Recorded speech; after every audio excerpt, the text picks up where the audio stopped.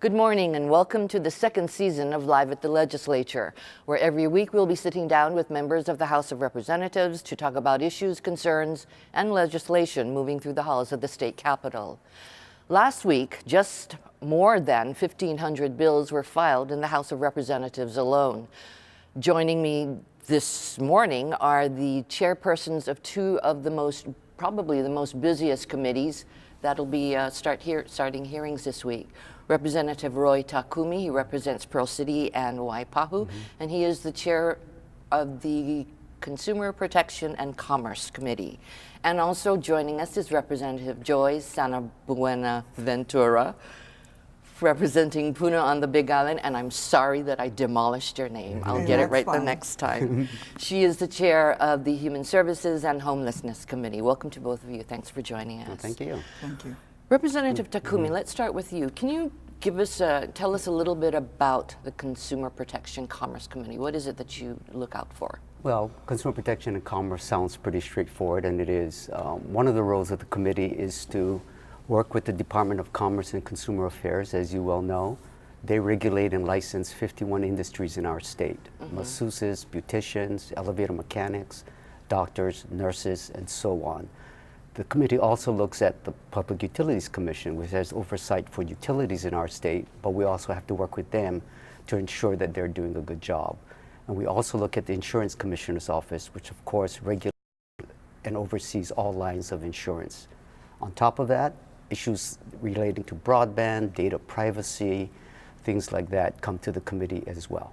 Well, you've got a lot on your plate then. So what are some of the issues that you're going to be looking at this year? Well, it's going to be, as you had mentioned, there are about 1,500 bills introduced, and Consumer Protection will get about 300 to 400. Wow. I take the role of protecting the consumers quite seriously, and so there'll be a package of bills introduced to look out for their interests. For example, I've introduced House Bill 760, which says that restaurants, because whenever we watch a football game or a national broadcast, there's going to be commercials from national chain restaurants advertising maybe 2 entrees for $20. You go to the restaurant, you sit down, and then you find out they don't offer it in Hawaii. It's a rude awakening, and I suspect what happens is some customers will simply stay in that restaurant even though they cannot take advantage of that offer. The bill would say that these restaurants have to post a sign at the front of the restaurant simply saying that special that you saw advertised is not available here, and that you as a consumer, you make up your own mind whether you want to walk in or not. Okay, so once again, protecting the interests of the consumer. You also have a bill relating to plastic straws, which is the big deal thing nowadays. Yes, that is House Bill 762. That bill would make plastic straws the default. In other words, just like we make restaurants, you can have water upon request, because that was a result of people realizing that millions and millions of gallons of perfectly good water goes to waste because the customer doesn't drink it. So now when you go in the restaurant, you could ask for the water and you'll get it. Similarly with the straws. 500 million straws are used every day in the United States. And this is why Starbucks, in the next year or so, will end serving straws in their restaurant. Starbucks uses 1 billion straws a year. Wow. So this will be default. When you go to McDonald's or any of these restaurants, and if you want a straw, you can get it, of course, but it won't be out there for you to take as many as you want. And even if that reduces the waste stream by a small percentage, it's, I think, very important. One of the bills that you also are taking a look at, and correct me if I'm wrong, is flavored tobacco products. Yes, flavored tobacco.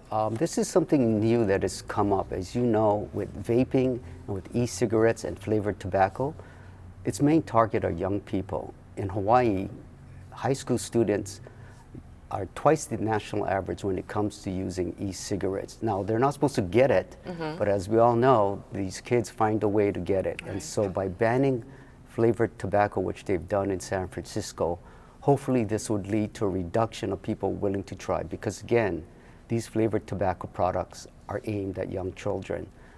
The other bill I think that might be of interest is House Bill 761, and that is regarding receipts.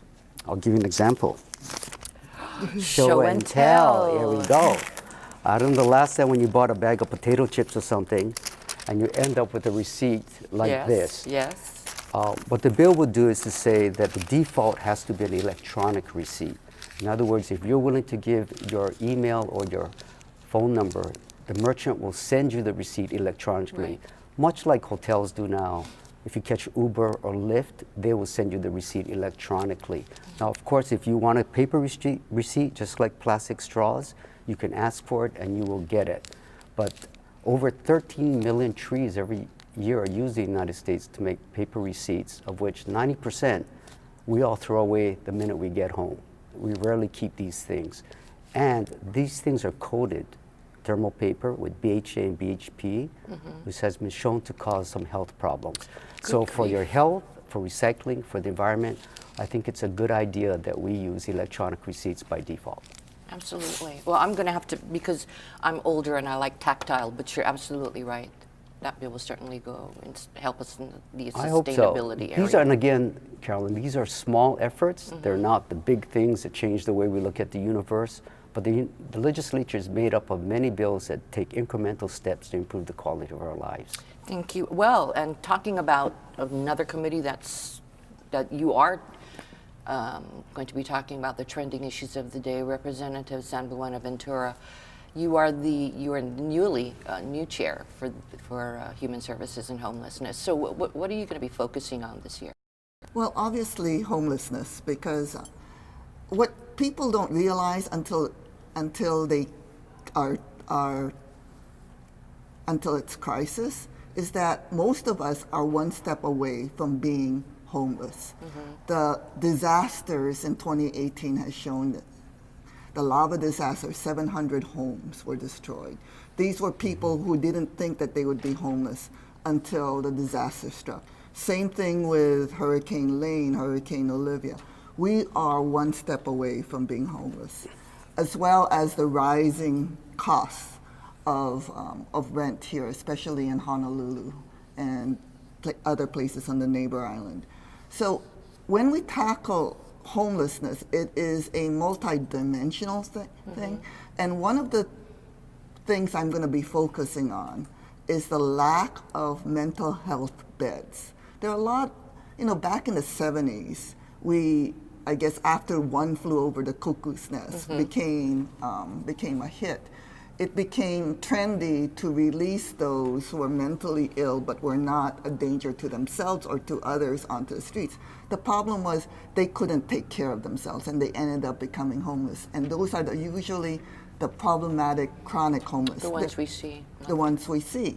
So I know last session, a significant amount of state funds is going to expand Kaneohe Mental Health Hospital, but there needs to be more. And there are no mental health facilities on the neighbor islands. There are a few halfway homes that are there. And most of the time, all we need is someplace like for 15 days until they became stabilized, until they become medicated, because a lot of them, because they are no longer a danger to themselves or the street, or a danger to themselves or to others, they just fell off the wagon for a while. So all we need is like a few days to stabilize them so that then we could find a regular shelter facility for them. So that would be my focus on this 2019 session, would be to try to release some homeless beds for the mentally ill. Right. We've got about 2.5 minutes left. You are also the representative for Puna, that obviously was decimated with the lava flow.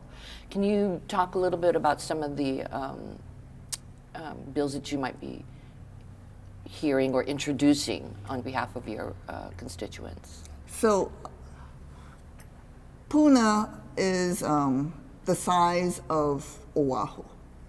Okay, so, and a significant portion of Puna, especially lower Puna, was decimated by the lava district.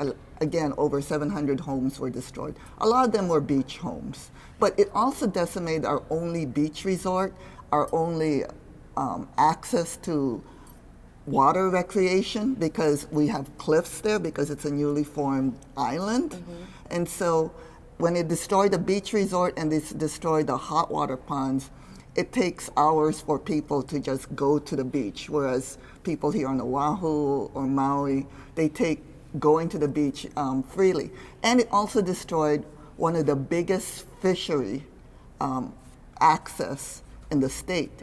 From what I've heard, it had, those of you who have bought sashimi on New Year's Eve saw the prices rise. And the Yes. reason is because Pohiki Boat Ramp hauls the biggest ahi on the state. And it provides over 30% of the Big Island fresh fish in the state. So one of my priorities would be to try to find a boat access to Lower Puna so we can get cheaper fish, fresh fish, to the rest of the state.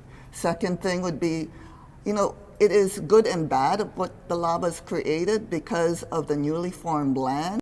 We also had the erosion, and the black sand beach that we lost in the 1990s got recreated in Pohiki.